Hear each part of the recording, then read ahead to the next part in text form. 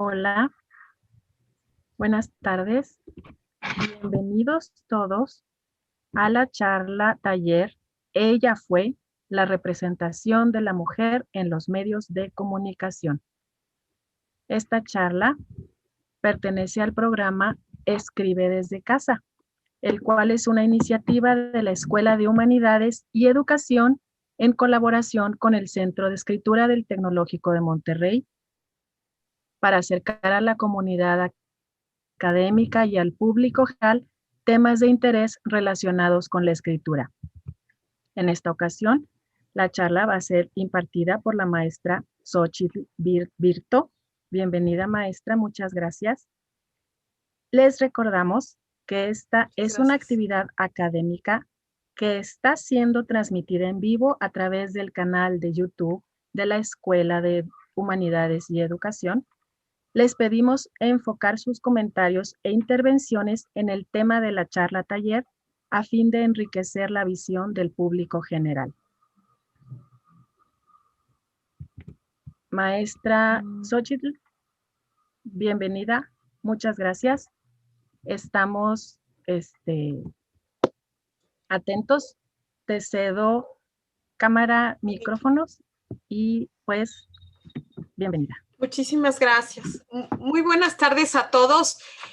Muchas gracias por la oportunidad que me brindan de, pues impartir este pequeño taller.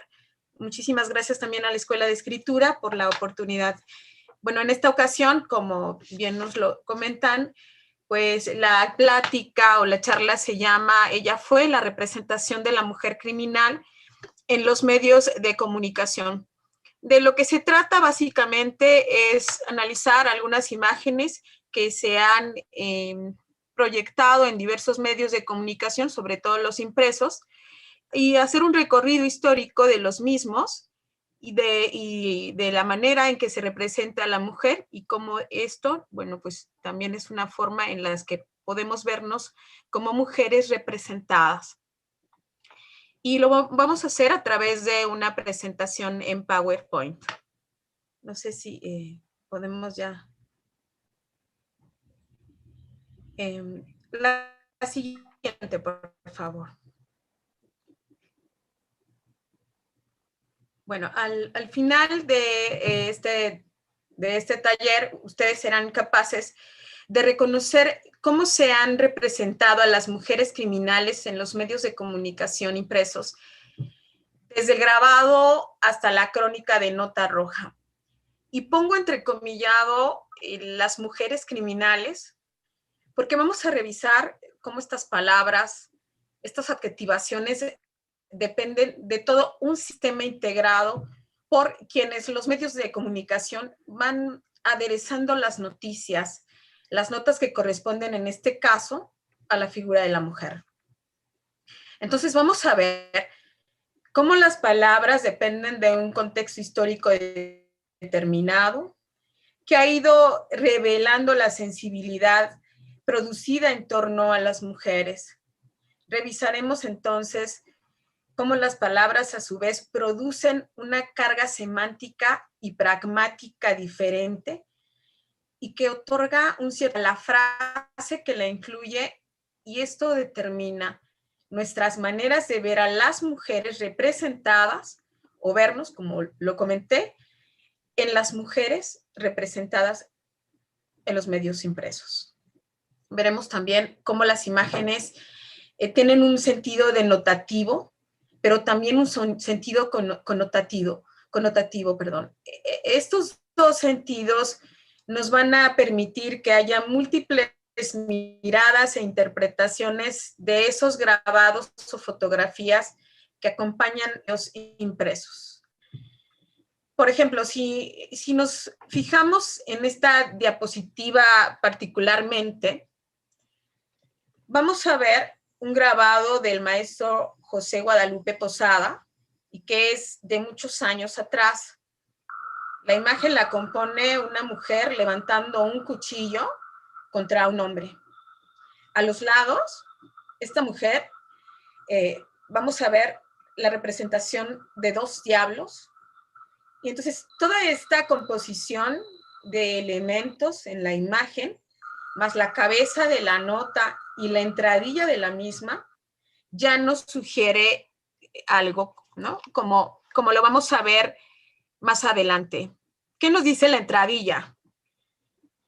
Aquecido en la ciudad de Tuxpan el día del presente mes y año por María Antonia Rodríguez, que mató a su compadre por no conceder a las relaciones de ilícita amistad. Horroroso asesinato. La siguiente, por favor. La representación de la mujer en los medios de comunicación. Las imágenes y las noticias sobre cualquier situación se han hecho más visibles debido, bueno, entre otras razones, a la posibilidad de poder mirar las notas o leerlas en estas imágenes en diversos dispositivos, en cualquier lugar, en cualquier momento, inclusive alterando el tiempo, la inmediatez. Los medios de comunicación nos han dejado sobreexpuestos a tal cantidad de imágenes y notas que se vive persistentemente como en un estado de mareo. Pero también debido a esto, los medios de comunicación han llevado a normalizar cada día, por ejemplo, a normalizarlo, ¿no? O sea, cada día, por ejemplo, vamos a ver que se asesinan a mujeres por el solo hecho de ser mujeres. Y a ver cómo en lo cotidiano una intensificación de la violencia contra ellas propiciada por nuevos contextos. Desde los medios se legitiman, normalizan y o justifican las violencias de género contra las mujeres. La presencia continua de múltiples tipos de violencia que se viven en México favorece la invisibilización de la violencia contra las mujeres y su manifestación más grave, que es el feminicidio. Este se ha escondido como un hecho con menor gravedad o como consecuencia colateral de la violencia criminal de los distintos cárteles que actúan en México. Ahora, cuando se hace un recorrido en diversos medios impresos, uno encuentra cómo estos han ido construyendo el género. El género es una categoría analítica digna de revisión porque podemos confirmar cómo a partir de distintos procedimientos que se van caracterizando lo que corresponde a la figura de la mujer, se van construyendo a partir, bueno, pues de todas las prácticas sociales y culturales al mismo tiempo. Por ejemplo, la asociación de lo femenino con un cuerpo físico determinado, con actuaciones delimitadas por instituciones como la familia, con comportamientos dictados socialmente, etc. Ahora bien, cuando hablamos de violencia, también es necesario caracterizarla porque no es cualquier tipo de violencia. Es una violencia contra las mujeres en razón de su género. A lo que nos referimos lo hemos tomado de la Declaración sobre la Eliminación de la Violencia contra las Mujeres, y es todo acto basado en la pertenencia al sexo femenino que tenga o pueda tener como resultado un daño o sufrimiento físico, sexual o psicológico para la mujer, así como las amenazas de tales actos, la coacción o la privación arbitraria de la libertad, tanto si se producen en la vida pública como en la vida privada. La violencia contra la mujer abarca los siguientes actos, aunque sin limitarse a ellos, obviamente, porque, bueno, se sabe que están estipuladas algunos tipos de violencia ya, pero han surgido otros que ya se están caracterizando dentro de este esquema, ¿no? Y estos son, bueno, finalmente, la violencia física, sexual y la psicológica perpetrada dentro de la comunidad en general, inclusive la violación, el abuso sexual, el acoso y la intimidación sexual en el trabajo, en instituciones educacionales y en otros lugares. La trata de mujeres, la prostitución forzada y la violencia física, sexual y psicológica perpetrada o tolerada por el Estado donde quiera que ocurra.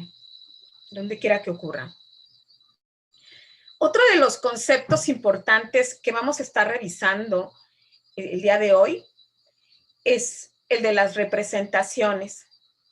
Las imágenes que vemos en los medios son eso, una representación, una construcción de una imagen de la mujer o de las mujeres.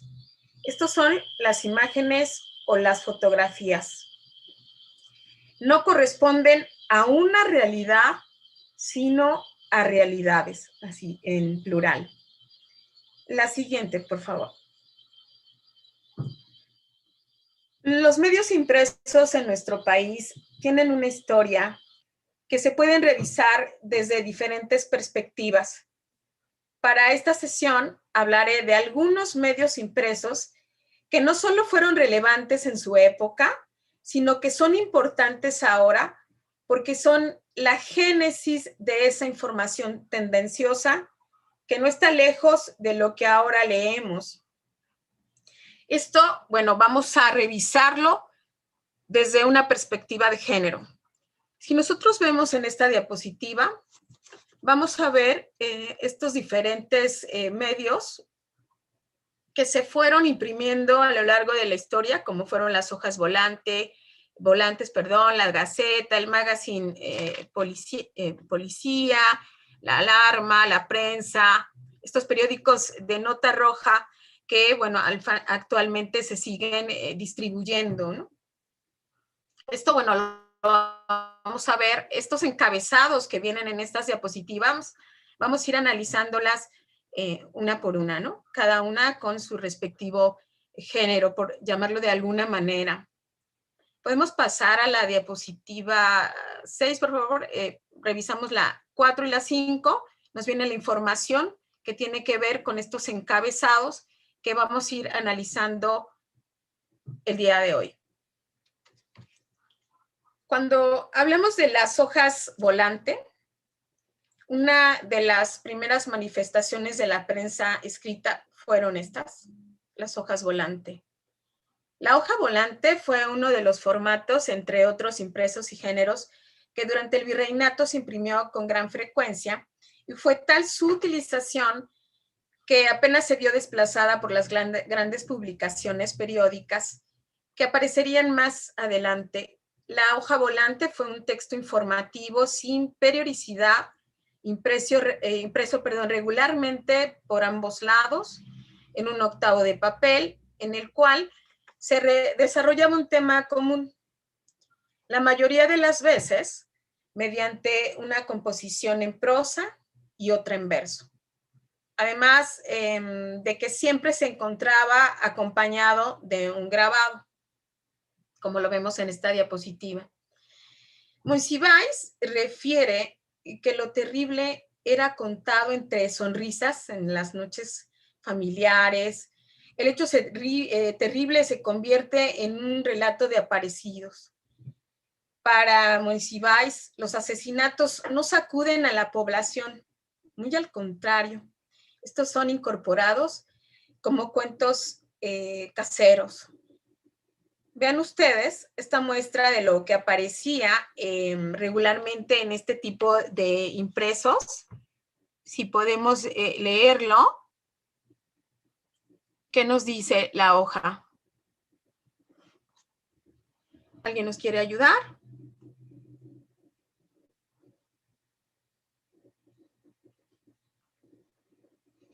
Bueno. Las mujeres martirizadas. Crímenes nunca antes vistos en la Ciudad de México, por Ramón Palma.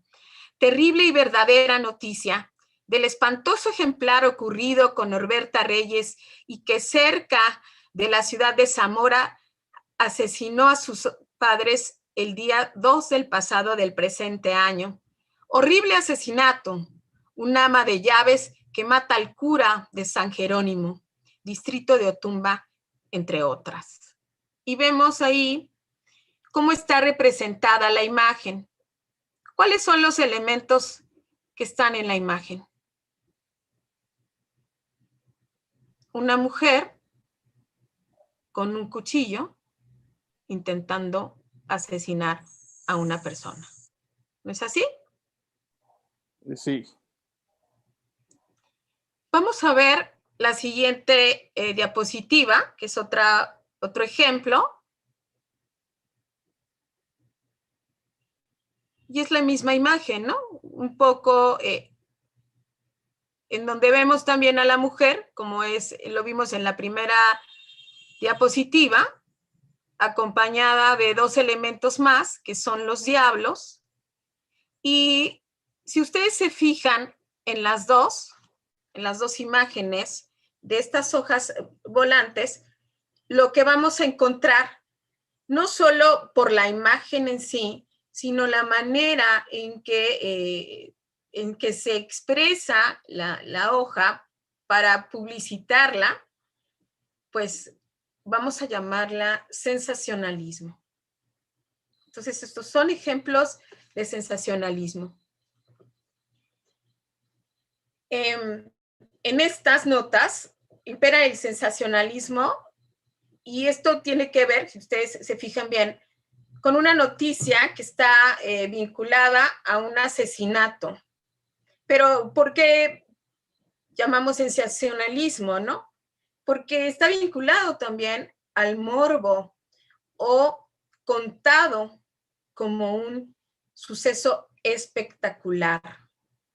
Así se relataban, se gritaban particularmente por niños papeleros o voceadores que iban cantando en las calles las noticias más importantes de esa comunidad, de esa sociedad.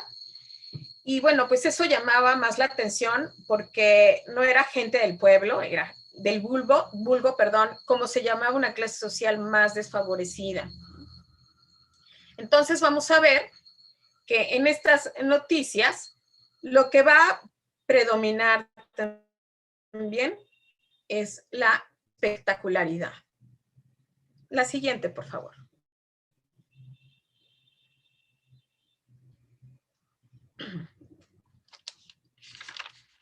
Más adelante ya no estaban las hojas volantes, sino gacetas que salían cada cierto tiempo, como la Gaceta Callejera, impresa por Antonio Venegas, famoso escritor de aquella época.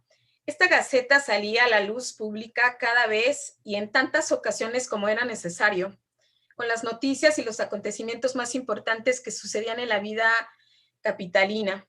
En el subtítulo de la Gaceta Callejera se podía leer: se publica cuando los acontecimientos de sensación lo requieren. Pues es una interpretación que hace Raquel Tibol en 1980 sobre la Gaceta. Y en esta se publicaron las descripciones de los asesinatos sobresalientes de aquella época, acompañados de los grabados de José Guadalupe Posada. Estas representaciones se convirtieron en obras artísticas porque el grabador eran grabados llenas de emotividad. Pero esta emotividad venía cargada de palabras e imágenes que creaban ciertas representaciones.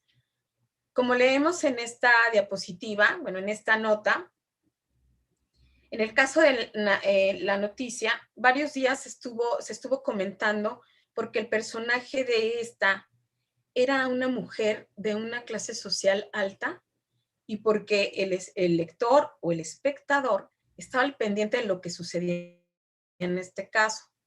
No solo por lo extraordinario de una mujer de la clase alta cometiendo un asesinato, sino cómo los medios iban dictando la cronología de los hechos.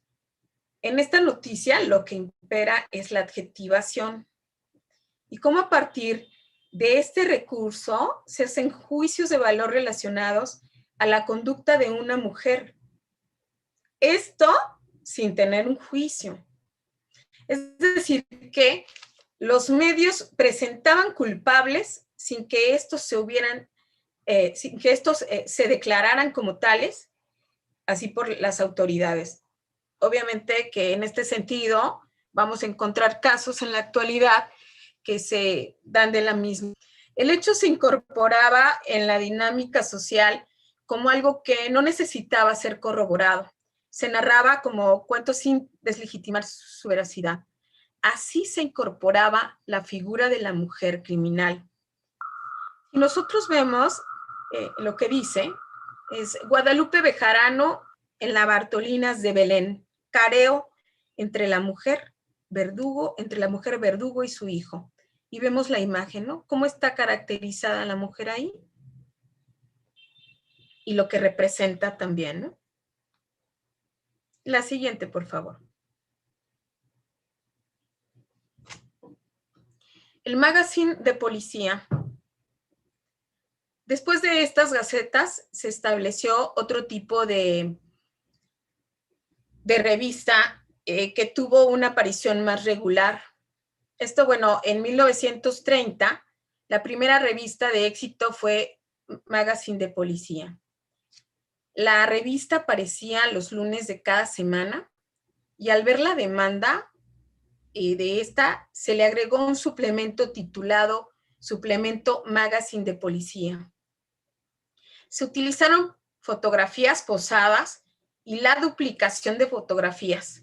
También se ilustraron las noticias a través de composiciones como fotohistorias, ¿no? En esta nota, si nos fijamos bien, nos dice, lo mataron por una mujer. Lo que predomina es la idea de un crimen pasional. A partir de este encabezado y las imágenes montadas, se establece una afirmación y un juicio. La mujer culpable de un asesinato. Vemos como nuevamente las narrativas relacionan un hecho que, aunque en este caso es solo ficción, genera modelos o representaciones sociales. Y en este caso, cuando hablamos de la mujer, se hace. Los temas que retrataron y describieron los periodistas, fotógrafos y en esta revista fueron la reglamentación de la prostitución, la trata de blancas, el pachuquismo, el tráfico de drogas, homicidios, mujeres malas, suicidios, antros, la pérdida de valores, robos, secuestros, robachicos, crímenes famosos, extranjeros, delincuentes, accidentes trágicos, la organización de la policía, la corrupción de las corporaciones policíacas, el heroísmo de las mismas, agentes secretos, espías migrantes, el voto de la mujer, lacras de la sociedad, asuntos sobrenaturales, etc. Esto, bueno, descrito por Pulido. ¿Podemos pasar a la siguiente, por favor? Y bueno, nos vamos con Alarma. En este periódico, que surge en 1963, nace como una revista, ¿no? Es una publicación que se convertía en un ícono de la cultura del mexicano. Esta revista estaba dedicada totalmente a mostrar los asuntos delincuenciales. Esta se atrevió a revelar y a describir los casos más sangrientos de aquel México, a diferencia de toda la prensa de aquella época, que incluía en sus páginas la crónica policíaca, pero solo lo hacía en las últimas secciones. La nota roja dentro de aquellos periódicos era una sección marginal, ¿no? En aquel tiempo. Ahora, vean ustedes cómo la descripción que podemos hacer de este tipo de periodismo siempre va marcada a mostrar figuras de exclusión. Al lado de los delincuentes aparecen los pobres, al lado de estos, las mujeres. Y en estas páginas todos son uno mismo, lo sobajado, lo miserable, lo peor. En la primera etapa de esta revista se podían leer reportajes de la Ciudad de México y del interior del país, la galería macabra con cuentos, historias y leyendas. También la sección de sentimientos y Valle de Lágrimas, una sección de cartas, el póster y las crucigramas. Los temas, como ustedes ven, como lo llaman algunos menores. La sección policíaca estaba limitada por disposición de la Secretaría de Gobernación, aunque en los últimos años de publicación, los editores de esta revista incorporaron un ingrediente nuevo en sus páginas, el tema del narcotráfico. Y la nota roja ya no sería más lo que fue alguna vez. Lo que en la actualidad se vende, por ejemplo, no se parece en nada a lo que veíamos en aquella época. Ahora ya no hay limitantes o restricciones para mostrar las imágenes. Es decir, entre más sangre, mejor. Ya no hay casos singulares. Y esto, bueno, independientemente de este periódico, lo vamos a ver ya en otros periódicos de la actualidad, donde me parece que ya no hay un límite de lo que vamos a ver entre las imágenes que se pueden mostrar y de lo que acabo de comentar. Entre más sangre, mejor. En la nota, lo que vamos a ver, en esta particularmente de la diapositiva, vamos a ver la revictimización. Sí, ¿cómo es posible emitir este tipo de juicios con una menor de edad? Es enferma sexual. Dicen que la vendieron en 10,000 a un sátiro. Ella tenía 13 años. Aquí otra vez el encabezado sugiere que ella es la culpable del abuso a la que fue sometida. Las leyes ahora estipulan que no es posible mostrar las imágenes de menores. Bueno, en aquella época ya vemos que no. Y tampoco impera una idea del abuso a la que pueda estar sometida esta niña. ¿Podemos pasar a la siguiente?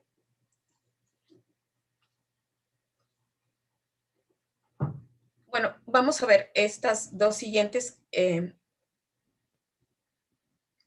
Estas notas periodísticas se refieren a periódicos publicados actualmente, aunque la prensa, bueno, tiene décadas apareciendo y relatando el acontecer de la hora. El periódico Extra surge justo en una etapa muy compleja de nuestro país. Es una publicación morelense, aquella dominada por asesinatos constantes en el 2009. Este contexto es justo es preciso para este tipo de publicaciones porque relatan la tragedia humana sin mediar nada, sin revisar que no se atente a los derechos de las víctimas ni nada. En el Extra se publica, como lo podemos ver en esta noticia, lo que se muestra es cómo, a qué se dedicaban las mujeres asesinadas. Primero, que laboraban en un bar y después que antes de ser asesinadas se fueron con unos tipos. Estos dos elementos que parecen menores no lo son. Desde estos lectores pueden emitir juicios. El primero, que no son mujeres decentes, y el segundo, que ellas se fueron con unos sujetos y el salir con esto provocó su muerte. Al parecer, el estigma por ocupación. Al mostrar elementos que no aportan nada como su oficio, ¿el trabajar en un bar te hace merecer la muerte? ¿Qué nos dice la noticia? Tras las primeras indagatorias, agentes de la Fiscalía lograron averiguar que las dos occisas laboraban en el bar El Paraíso, ubicado en la avenida Adolfo López Mateos, del poblado de Acatlipa, y que la noche del 16 de agosto salieron del establecimiento en compañía de 3 hombres y se fueron a bordo de un taxi. La estigmatización. Vamos a ver en la siguiente diapositiva de la prensa otro ejemplo de lo que acabamos de comentar. La mente criminal de un asesino lo llevó a arrancarle el rostro a la mujer. Luego lo empezó a descarnar. Los restos humanos cortados los colocó en una bolsa verde ecológica. Una vez llena de carne humana y vísceras, salió. Y a estas 2 calles y a 2 calles de donde cometió el crimen, abandonó la bolsa con carne humana. A esto le vamos a llamar sedicia. Esto tiene que ver también con la manera en que se describe la imagen, y no la pongo por el respeto que tiene el público, pero es una imagen aterradora. Y la descripción lo es también.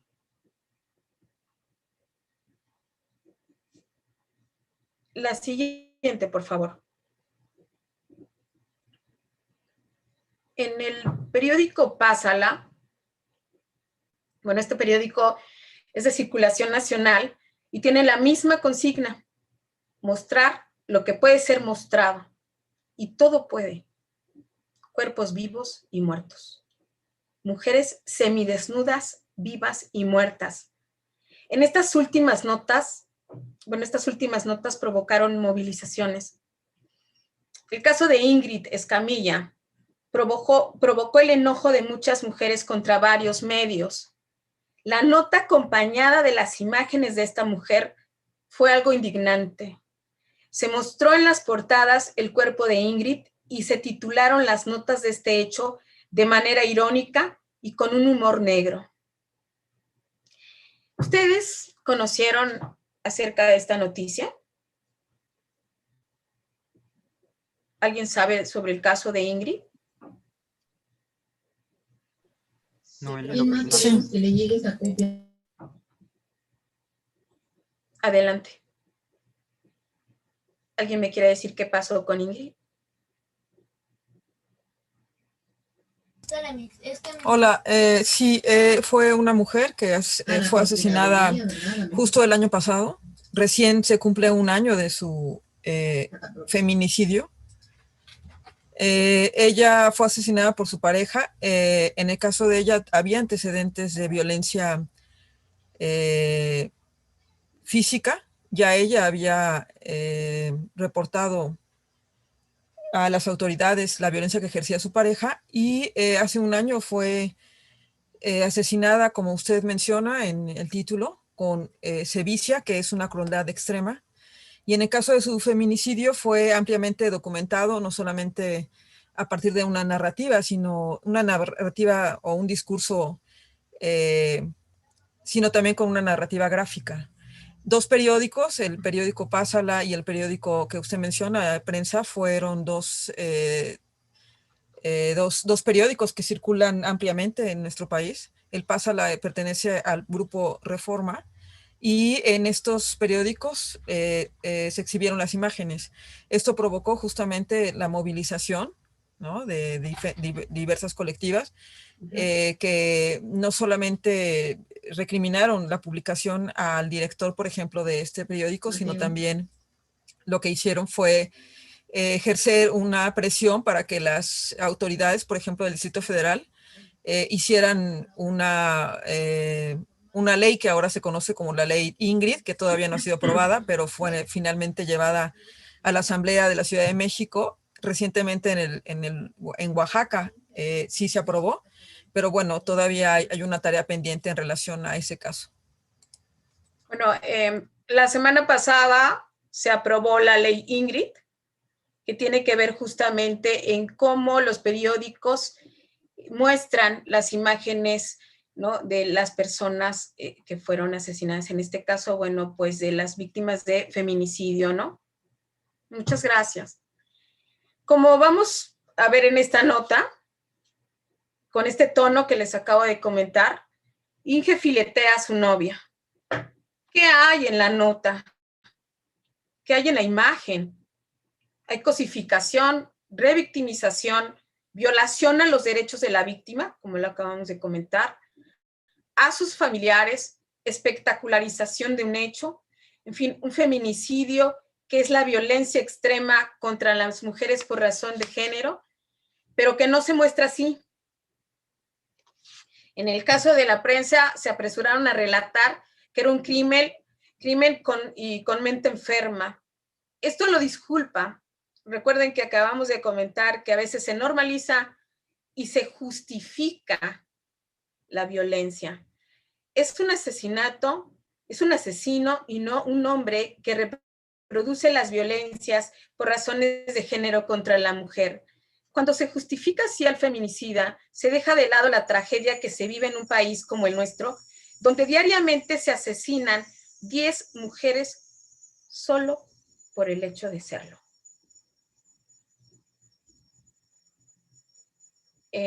Hasta aquí tenemos el recorrido, insisto, es un recorrido histórico muy corto, pero que me parece relevante por el tema que nos atañe a todos y a todas.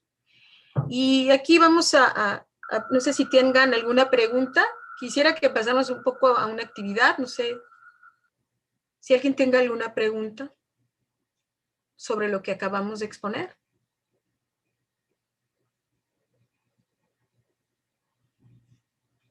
No, bueno, no, por mi parte no.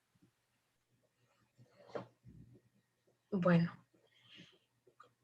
Vamos a pasar entonces a una actividad que es algo muy sencillo por hacer, pero que me parece también que es importante. En clase yo les pido o les hemos hecho algunos ejercicios ya de mirar las imágenes con perspectiva de género. ¿Alguien me puede decir qué es mirar con perspectiva de género? Los chicos que están el día de hoy aquí, que nos acompañan.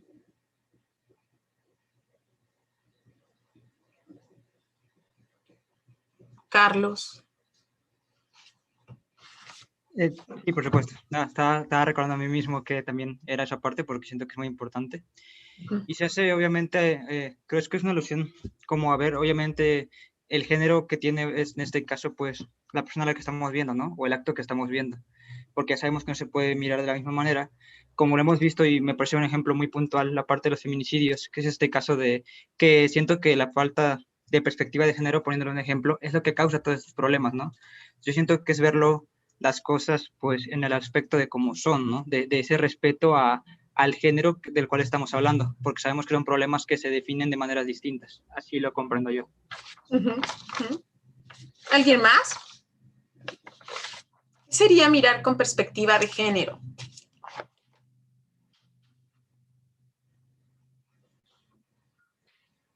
Tal vez solo para resaltar otro punto que también siento que también puede ser muy importante es no solo ver tal vez las diferencias biológicas que existen, sino también las diferencias culturales, que eso es un tema también muy importante que existen entre hombres y mujeres, y resaltarlas para que de esta manera se pueda mirar todo como de una manera más objetiva de lo que de verdad está pasando y no como estigmatizar o tratar de difuminar ciertos asuntos que pueden darse a malentender.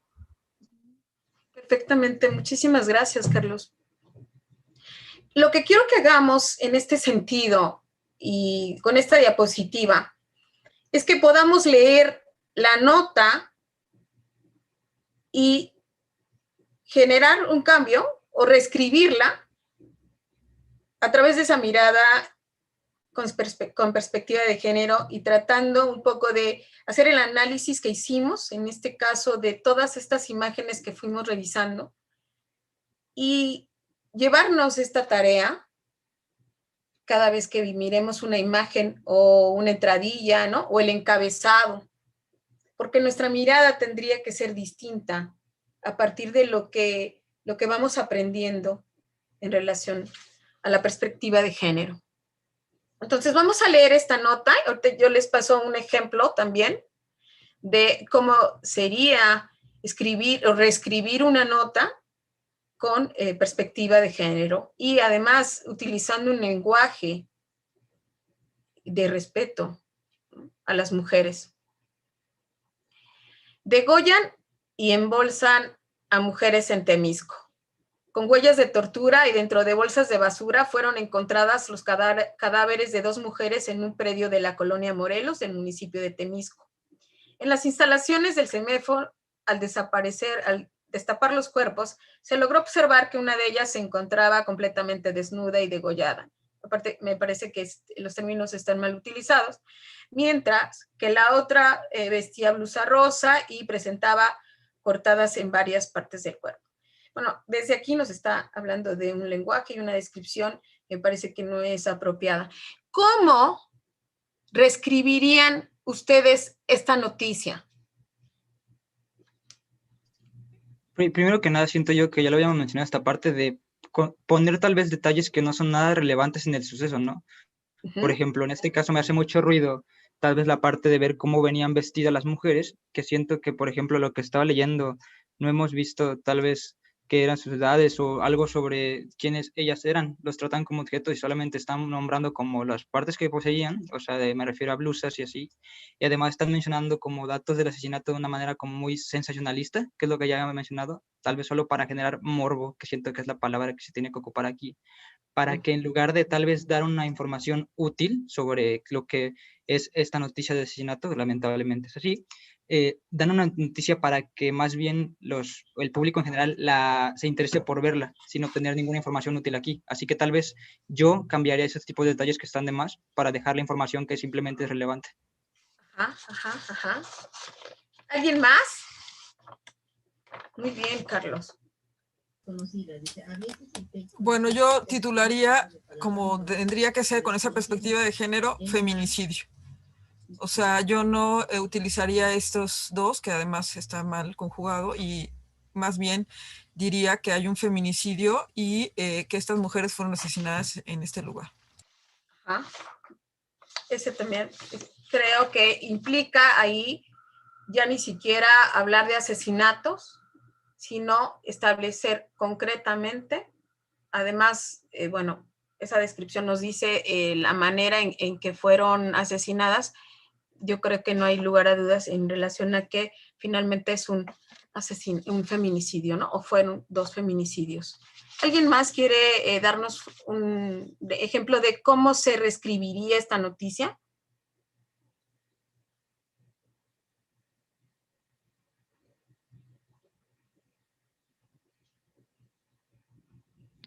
Bueno, pues, o sea, además de todo lo que ya dijeron mis compañeros, yo la verdad lo que sí haría sería muy de plano borrar el segundo párrafo. Siento que está bastante de más poner, o sea, en cómo estaban los cadáveres. O sea, nada más como feminicidio, los encontraron en unas bolsas y ahí se queda. Los detalles son para investigaciones policíacas y nada más para la policía, no es para el público. Incluso, bien, Álvaro, incluso el hecho de decir que las embolsaron, porque esto también tiene una implicación, ¿no? El hecho de embolsar a un cuerpo nos está también denotando una mirada de ver a los cuerpos como desechos. Ya se pueden tirar. Entonces también creo, ¿no? Y omitiendo un poco es como lo comentó Santiago, ¿no? Feminicidio. Vamos a ver un ejemplo. ¿Alguien tiene algún otro ejemplo más? ¿Alguna otra? Bueno, perdón, a mí también se me ocurriría que es como verlas como delincuentes, porque eso de embolsar se usa mucho cuando encuentran algún cadáver de la delincuencia organizada. Sí, claro. O sea, y eso justamente es un poco lo que decíamos, ¿no?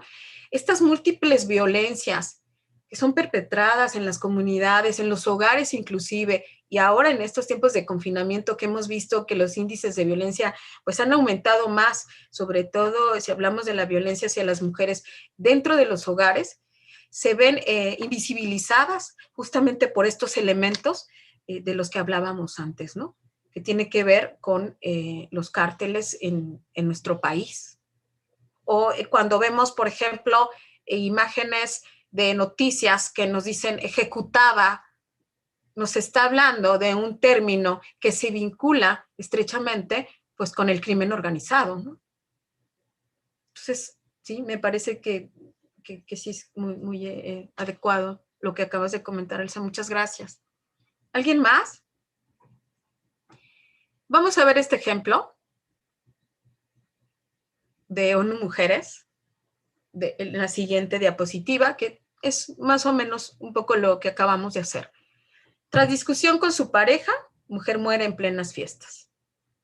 Esto es nuevamente ahí siempre como una forma de hacer espectacularización de las noticias y un ejemplo de reescribir una noticia sería otro feminicidio perpetrado por su pareja la noche del 24.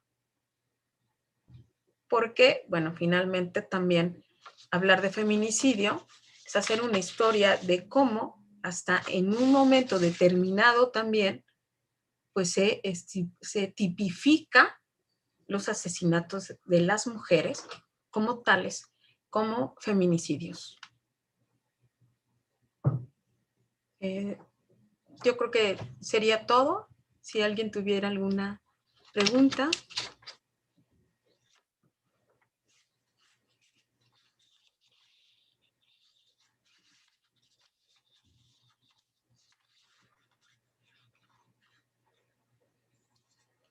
Yo en lo personal sí tengo una duda. Sí. Este aspecto, no sé si sea correcto, pero muchas veces he visto en este tipo de notas también muy dirigidas hacia mujeres, donde se hace mucha relevancia en, bueno, ya lo hemos visto, ¿no? De manera creo que yo errónea, donde la posición de los cuerpos, cómo fueron torturadas, estos aspectos, pero muy pocas veces se nombra, incluso cuando ya existe la identidad del nombre del que perpetúa el delito, ¿no? De la persona, que en muchos casos sabemos que es hombre. Entonces, eso también es importante resaltarlo, ¿no? Que si existe, obviamente, muchas veces ponen, como bien mencionó usted, la parte de que solo fue asesinada, cuando el feminicidio sabemos que se pone por causas de género y muchas veces es relacionado con incluso miembros del hogar, ¿no? De la pareja, padres y así, lamentablemente. Y siento que en ese aspecto también eso falta mucho en los medios de que lo nombren como tal, ¿no? No tal vez de una persona, sino que si se conoce la identidad, también reconocer qué parte era de ella, porque los feminicidios se resaltan mucho también en el hogar y siento que también eso ayuda mucho a que se den cuenta del impacto que están teniendo. Sí, sí, claro. Por eso es que la capacitación y todas estas leyes nos están sirviendo, porque justamente vamos hacia allá. Hoy estamos viendo, bueno, pues una invasión de imágenes que nos aparecen a cada momento y que tiene que ver justamente en cómo se siguen reproduciendo estos discursos, además, pues sin el respeto que se tiene que tener, sobre todo con la utilización del lenguaje, ¿no? Y con otra situación que vamos a ver a menudo cuando suceden estos feminicidios, que son las revictimizaciones de las mujeres que son asesinadas. Y otra cosa que tú mencionas que me parece también importante, una es que cuando sucede que una mujer muere, lo primero que hacen los medios es poner el nombre de la mujer. De ahí que, bueno, aunque resulte afortunado, entrecomillado, que podamos tener leyes que surgen a partir de estos acontecimientos tan indignantes, son a partir de que se hace viral también el nombre de la víctima, ¿no? Como en el caso de Ingrid, como en el caso de Lesbi y otras más.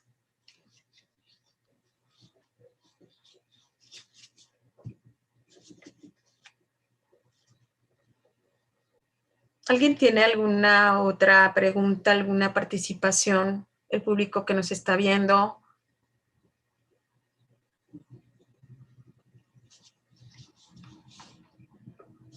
Yo, Xochitl, ¿cómo o cuáles serían las estrategias para ir modificando, además de las leyes culturalmente, pues esto que parece, bueno, tú nos has hecho un recorrido de más de 100 años en la prensa mexicana,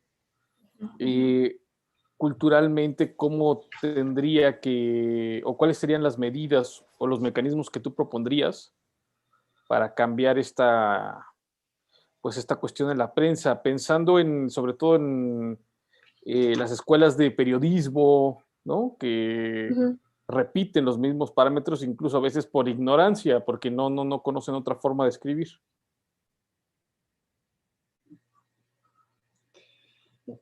Bueno, yo sí abogo mucho por la educación con perspectiva de género y las capacitaciones que se tengan en todos estos medios educativos también, ¿no? Y empezar desde ahí. Si hablamos concretamente, ¿no? De las escuelas de periodismo, Alguien me decía en algún momento, y es que no tendrías que dar una clase o tendrías que tener una unidad de formación de género.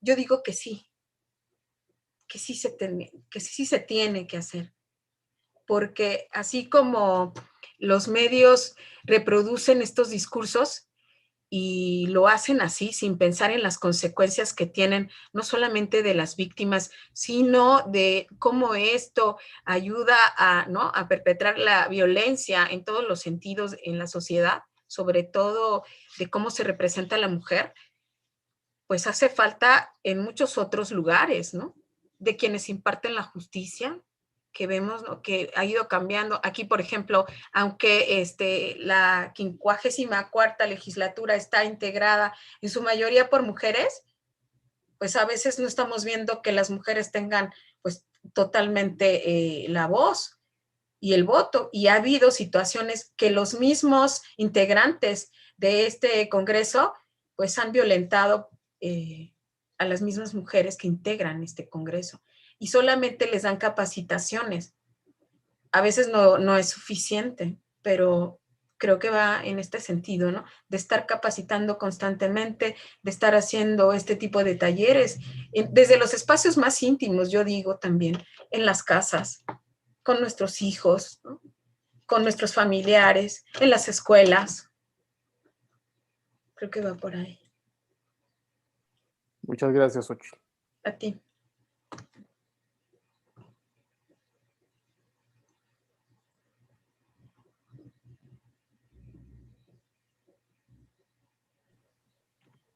Bueno, a mí me gustaría también preguntar algo. Primero, justamente como ya mencionaron, o sea, el recorrido de este tiempo, pues sí es somero por el tiempo que se tiene para la exposición, pero me parece fundamental, sobre todo ahorita que estamos a días de que se celebre justamente el Día de la Mujer, que no es un día para conmemorar, sino para visibilizar y no normalizar las violencias que se viven contra los cuerpos feminizados y contra las mujeres. Quisiera preguntarte si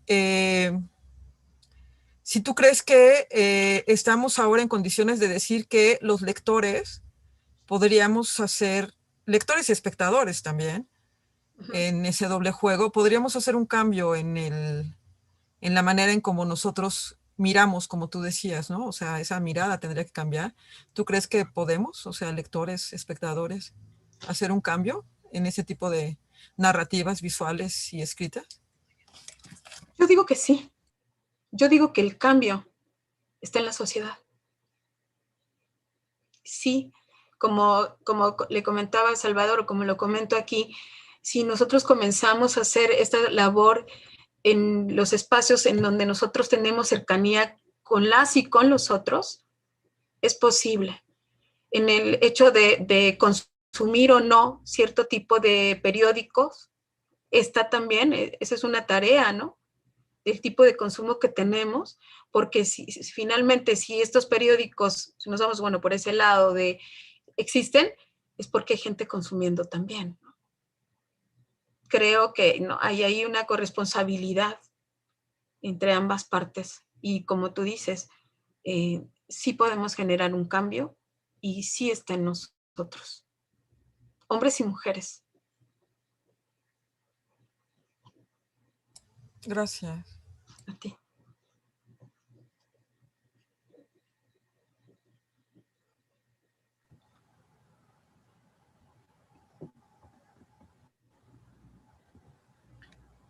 Muchas gracias. Agradecemos a los asistentes y muy especialmente a la maestra Xochitl por su participación en la charla taller de hoy, y por cuestiones de tiempo ya no nos es posible continuar con el diálogo, pero los esperamos el siguiente martes con las próximas charlas que vamos a estar teniendo semanalmente. Muchísimas gracias a todos, principalmente a la maestra Xochitl. Muchas gracias. Muchas gracias a ustedes por la invitación y gracias a todos por su asistencia. Muchas gracias. Muchas gracias. Gracias, Xochitl. Hasta luego. Gracias, Roberta. Gracias, buenas tardes. Buenas tardes, Verónica.